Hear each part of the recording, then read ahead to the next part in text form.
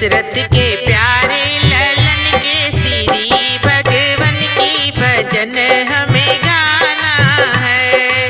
बोले लखन भैया हम भी चलेंगे, हम भी चलेंगे, हम भी चलेंगे साथ तुम्हारे बन। सीता लिपट गई आके चरण में, भर भर के आंसू नयन। दासी हूँ तेरे चरण की सदा, भगवन की भजन हमें गाना है।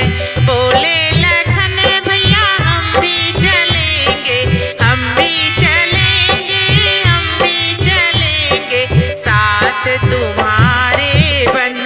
सीता लिपट गई आके चरण में, सीता लिपट गई आके चरण में, भरी भरी के आंसू नयन। दासी हूँ तेरे चरण की सदा, भगवन की भजन हमें गाना है।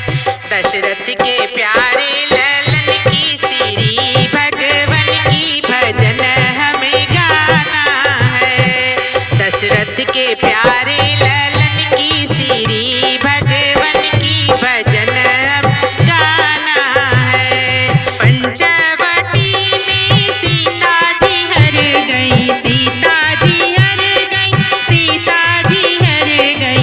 रावण हुआ दुश्मन, कहना न मानी लखन की, करी अपने मन की भजन हमें गाना है।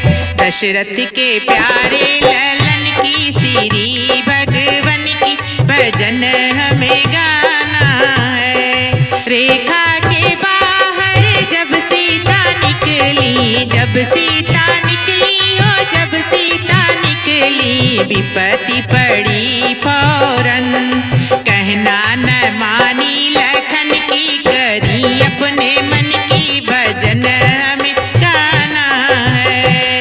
कहना न मानी लखन की, करी अपने मन की भजन हमें गाना है। दशरथ के प्यारे ललन की श्री भगवन की भजन हमें गाना है। दशरथ के प्यारे ललन